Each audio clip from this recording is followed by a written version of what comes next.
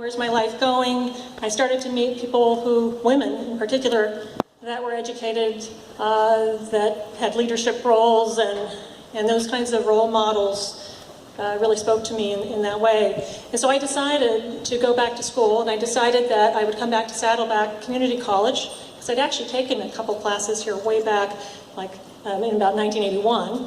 But so I came back, and I came back mostly full-time. Here and there. I worked about 35, 40 hours a week, found a job closer to this area, moved down back south.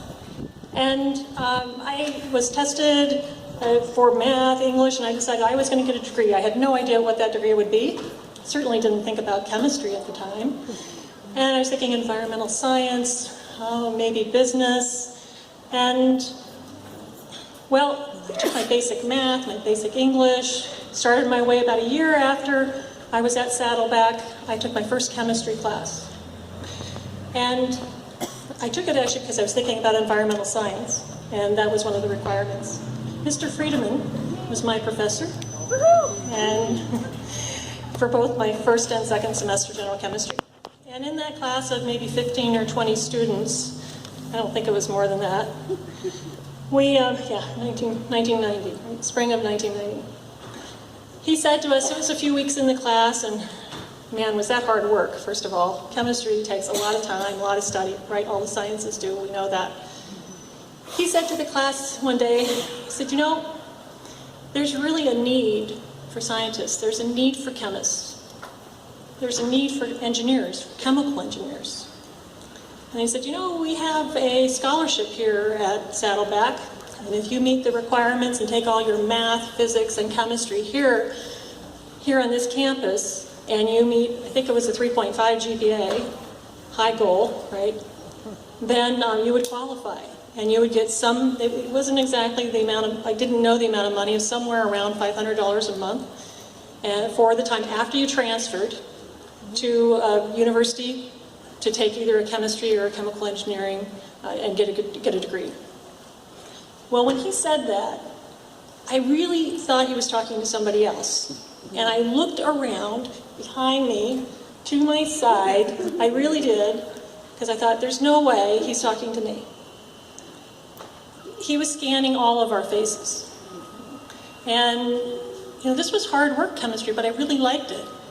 That was the turning point in my life. And I worked very, very hard. From that point, I was working hard anyways, but I worked even harder at that time to get the grades and to do what I needed to do to get that scholarship. So I took, continually for 3.5 years, part-time, full-time, what I could do depending on my work schedule, and I worked through, and in 1992, I had maximum amount of credits here from Saddleback. I took my math, my physics, all my chemistry, 2 years, neurology. I used the Learning Resource Center a lot. In fact, I got credit at the LRC for tutoring. That really helped me, actually, because I was teaching others, and that helped me learn as well as I utilized the math, the center where I was tutoring. In fact, I spent a lot of time there.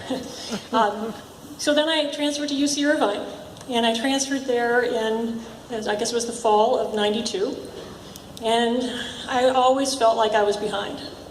Always the fear of failure when you're a non-traditional student, I think. Still had that. I still have that a little bit.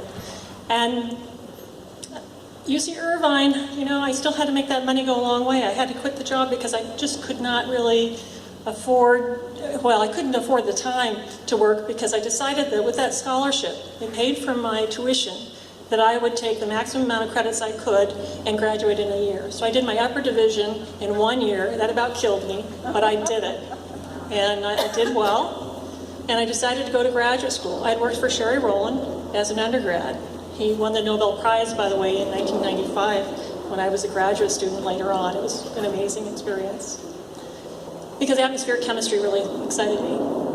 So I stayed on at UC Irvine, spent the next 4 years, got a master's, PhD, and decided, this academic life, this is really interesting. I'm learning all the time, teaching other people, but I'm also doing research. I feel like I'm making some difference, and I'm certainly excited about what I do. So I continued on and decided I would try and go on the academic route. And so I went to University of Oregon. I had a couple options, actually.